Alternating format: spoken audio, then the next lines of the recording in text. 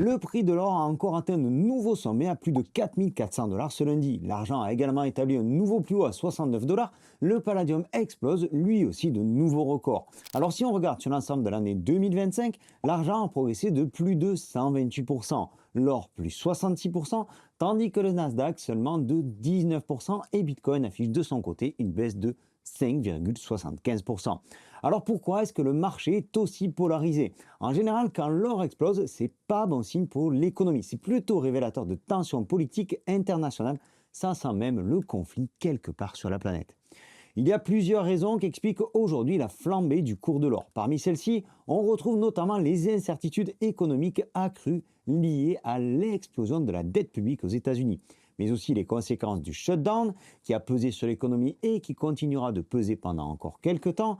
On retrouve aussi la volonté affichée de certains pays de s'extraire de la pression politique du dollar américain. Allez, on va creuser tout ça, on va y aller progressivement parce qu'il y a beaucoup de choses à dire. Les États-Unis, la Chine, la Fed, la Russie, un retour en 1970. Bref, un tour complet pour bien comprendre où va le prix du métal jaune. Avant ça, si tu ne me connais pas encore, je m'appelle Sylvain. Ici, sur cette chaîne, on parle essentiellement d'investissement, de crypto, de macroéconomie et tu vas le voir aussi de géopolitique. Et comme tout est lié et que je pense qu'il est important d'avoir une vision globale pour bien comprendre tout ce qu'il se passe et quelle attitude adopter, je t'ai simplifié et résumé tout ça. On ne perd pas de temps, juste une seconde pour t'abonner en cliquant par ici. Si ce n'est pas encore le cas, activer la petite cloche des notifications et nous soutenir en likant la vidéo. C'est hyper important pour nous et je t'en remercie. Dernièrement, l'or a été poussé par l'anticipation d'une future baisse des taux d'intérêt de la Fed, mais également par son statut de valeur refuge, notamment dans le contexte actuel de baisse du dollar. La Fed a baissé ses taux d'un quart de point le 10 décembre. Le discours de Powell ce même jour a alimenté l'espoir d'un assouplissement de la politique monétaire. Désormais, les investisseurs tablent sur 2 baisses en 2026, ce qui renforce directement l'attrait des actifs non rémunérateurs comme l'or. La Fed a également annoncé le rachat chaque mois pour 40 milliards de dollars d'obligations, ajoutant ainsi de la liquidité au système financier. Et même si c'est un montant quelque peu anecdotique, ça révèle l'intention de la Fed et c'est ce que les investisseurs retiennent aujourd'hui. Et puis de notre côté, ça exerce une pression à la baisse sur le dollar. Et comme l'or est opposé au dollar, si le dollar baisse, l'or monte, tout ça est parfaitement logique. Cette baisse du dollar explique d'ailleurs aussi en partie la hausse de l'ensemble des métaux comme l'argent ou encore le palladium. Les plus grandes institutions, notamment sur Wall Street, ont considérablement revu à la hausse leurs prévisions. Bank of America, HSBC et Société Générale annoncent l'or à 5000 dollars, tandis que Goldman Sachs reste un petit peu plus prudent avec une prévision à 4900 dollars pour fin 2026. Et ces estimations sont construites autour de plusieurs facteurs, de plusieurs données. Elles ne sortent pas de nulle part, je pense que tu t'en doutes. Tout d'abord, l'indépendance de la Fed suscite quelques inquiétudes, on va dire. On sait que Trump veut nommer un nouveau président de la Fed, un nouveau président qui soit plus accommodant. Alors si ces ingérences politiques, appelons un chat, si ces ingérences politiques débouchent sur une baisse des taux d'intérêt trop importante, alors cela ne ferait que provoquer un retour de l'inflation.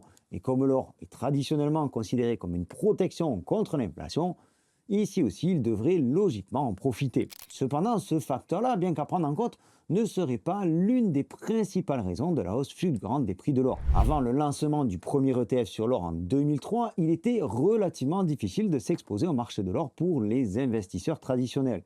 Aujourd'hui, avec la large disponibilité des ETF sur l'or, le métal jaune peut désormais être négocié comme n'importe quel autre actif financier, ce qui a renforcé la perception des investisseurs particuliers quant au rôle traditionnel de l'or comme valeur refuge en période d'incertitude politique ou financière.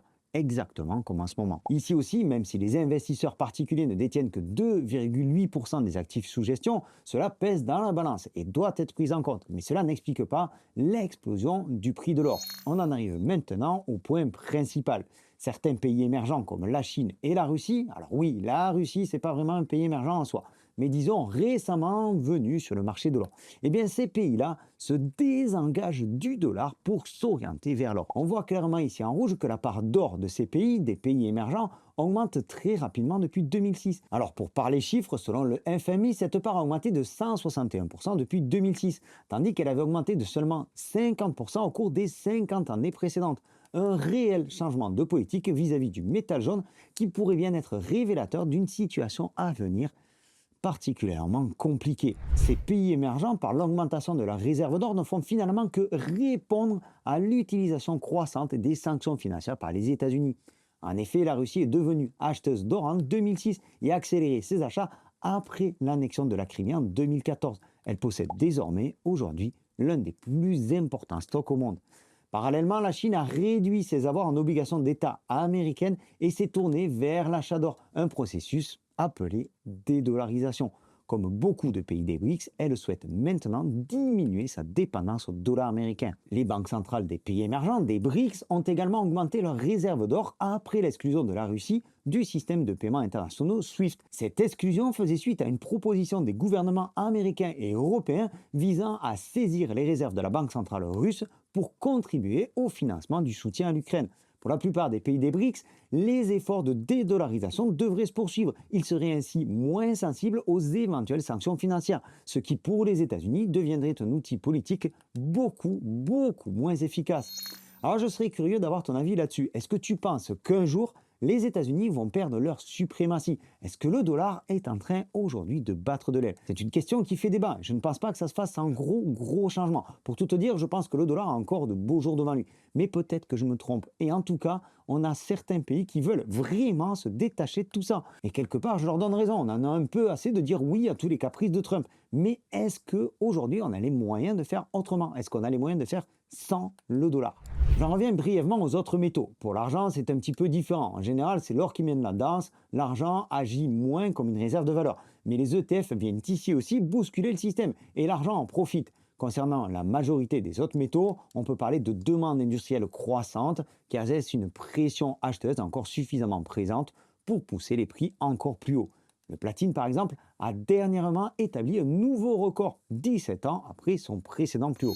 Alors l'opinion générale veut que lorsqu'un actif prend rapidement de la valeur, cela annonce une chute imminente. Alors à chaque fois que le cours de l'or a baissé, chaque fois les experts traditionnels ont annoncé l'éclatement de la bulle. Pourtant, à chaque fois, l'or est reparti vers de nouveaux sommets. Alors bien entendu, même si ça prouve la résilience du métal jaune, cela n'exclut pas la possibilité d'éclatement d'une bulle. Mais cette résilience pourrait aussi indiquer qu'on n'est pas dans un simple phénomène de bulle. Dans les années 70, le prix de l'or a grimpé en flèche avant de s'effondrer au début des années 80, lorsque Paul Volcker a porté les taux d'intérêt à 20%. Tout cela pour indiquer une inflation galopante.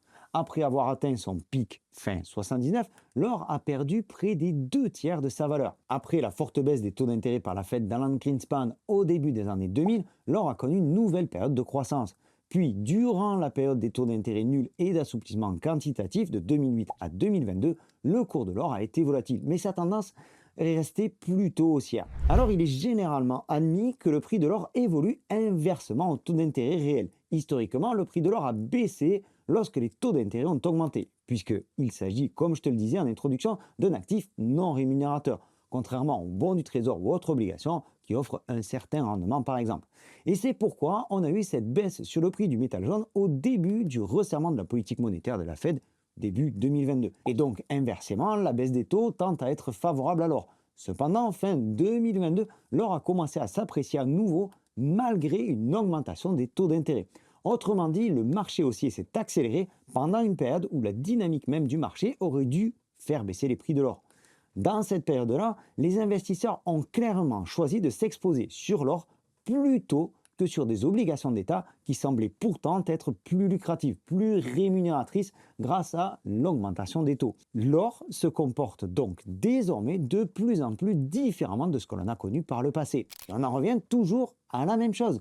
Les États-Unis et leurs alliés ont imposé de sévères sanctions à la Russie après son invasion de l'Ukraine. Puis au printemps 2024, l'administration Biden a menacé de liquider et de vendre environ 300 milliards de dollars d'actifs russes.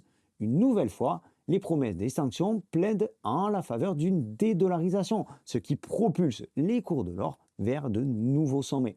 Et c'est donc très logiquement que ces 3 dernières années, les banques centrales de la plupart des pays de la planète ont massivement augmenté leurs réserves d'or. Au final, elles ont officiellement poussé leurs réserves d'or de 1044 tonnes de plus en 2024, soit la 3e plus grande augmentation des réserves d'or des banques centrales jamais enregistrée. En 2023, elles avaient coffré 6 tonnes de moins qu'en 2024. Et lors du record historique de 2022, seulement 91 tonnes de moins qu'en 2024. Sachant qu'entre-temps, le prix de l'or a explosé, on est quand même sur des montants assez hallucinants pour la période actuelle. Bon, au final, tout cela révèle tout de même une crise de confiance majeure. Le gouvernement américain continue d'emprunter et de dépenser sans compter, malgré une dette à plus de 38 000 milliards de dollars. Et le Big Beautiful Bill de Trump devrait encore alourdir la facture. Le mois dernier, le gouvernement fédéral a enregistré un déficit de 173 milliards de dollars, malgré une forte hausse des recettes douanières. À un moment donné, toi aussi, t'es comme tout le monde, tu arrêtes de prêter de l'argent à tes potes quand ils ne maîtrisent pas leurs dépenses. Et c'est exactement ce qui se passe avec les États-Unis. Les banques centrales privilégient aujourd'hui l'or par rapport au rendement, aux obligations américaines. Alors pour les mois ou les années à venir, qu'est-ce que ça va donner tout ça? Quels sont les différents scénarios? Selon le Conseil mondial de l'or, on a assisté à des entrées de capitaux mensuelles records pour le dernier mois de septembre. Et pour le troisième trimestre 2025 dans son ensemble, les entrées dans les ETF ont dépassé 26 milliards de dollars. Et sur les 9 mois précédents, elles ont totalisé 64 milliards de dollars. La demande soutenue de la Russie et de la Chine, ainsi que l'intérêt croissant des investisseurs pour les ETF, pourrait donc entraîner une continuité haussière sur le cours de l'or. Demande qui s'ajoute à celle déjà existante pour les bijoux et les produits électroniques. Et cette probable hausse des prix pourrait à nouveau alimenter un effet de FOMO sur les ETF, la peur de rater une opportunité, ce qui pourrait donc propulser le métal jaune vers de nouveaux sommets en 2026, exactement comme le prévoient tous les grands financiers de Wall Street. Environ 750 tonnes d'achats sont attendues pour cette année 2026, un volume légèrement inférieur au pic des 3 dernières années. Mais les experts restent optimistes quant aux perspectives de l'or en 2026. Cependant, même si certains anticipent des gains à 2 chiffres, il semble peu probable de réitérer les performances de 2025 avec cette fameuse hausse de 66%. Seulement tout ça, si on lit entre les lignes, c'est quand même révélateur que la confiance, comme je te le disais, envers le dollar s'effondre petit à petit. Les investisseurs adoptent une attitude défensive et ne cherchent pas la croissance. L'or ne connaît pas de telles flambées quand tout va bien, quand tout le monde se sent en confiance. Non, une telle situation ne se produit pas lorsque la croissance est forte ou quand les marchés sont parfaitement stables. L'or a tendance à monter quand on traverse une période d'incertitude et d'instabilité. Aujourd'hui, c'est évident, les États-Unis perdent petit à petit de leur influence au niveau mondial. Mais nul doute qu'ils ne laisseront pas le dollar perdre ses lettres de noblesse aussi facilement. Et c'est aussi probablement ce qu'anticipent les investisseurs. Une période d'incertitude géopolitique et économique particulièrement délicate. Alors on aura peut-être quelques réponses en 2026. Je te prépare d'ailleurs une vidéo sur ce qui nous attend l'année prochaine. Si tu ne veux pas la rater, je t'invite une nouvelle fois à t'abonner en cliquant par ici. Et si tu aimes cette vidéo, je t'invite à la liker pour lui donner de la force. Aujourd'hui, l'or semble franchir un nouveau palier et ne semble pas prêt de descendre. Alors même s'il vient à subir quelques prises de bénéfices, il ne fait aucun doute que les cartes sont redistribuées. L'ombre d'une crise majeure plane de plus en plus. La question est de savoir si les banques d'État arriveront à la contenir. Warren Buffett a toujours préféré attendre la panique en vendant en amont. Et si sa société d'investissement Berkshire Hathaway affiche aujourd'hui un record avec 382 milliards de dollars de liquidités, c'est qu'il considère que l'économie américaine est en surchauffe et que tout ça pourrait déboucher sur une crise systémique majeure. Voilà, on arrive à la fin de cette vidéo. J'espère qu'elle t'a apporté de la valeur. Je pense qu'il était important de faire un point sur tout ça, sur l'évolution structurelle du marché de l'or et ce nouveau paradigme autour du dollar qui se met petit à petit en place. La hausse de l'or a toujours été liée à un contexte économique et politique très particulier. Et cette fois encore, c'est révélateur. Je sais que c'est peut-être pas réjouissant pour la suite, mais si on devait traverser une crise, c'est que c'est nécessaire, comme toute évolution. Alors certes, on n'a pas le même portefeuille que ce cher Warren, mais on sera certainement là pour en profiter. Si tu as aimé cette vidéo une nouvelle fois, je t'invite à la liker, ça lui donne de la force, abonne-toi. Si ce n'est pas encore fait, je te donne rendez-vous dans une prochaine vidéo. D'ici là, prends soin de toi et tes cryptos. Ciao!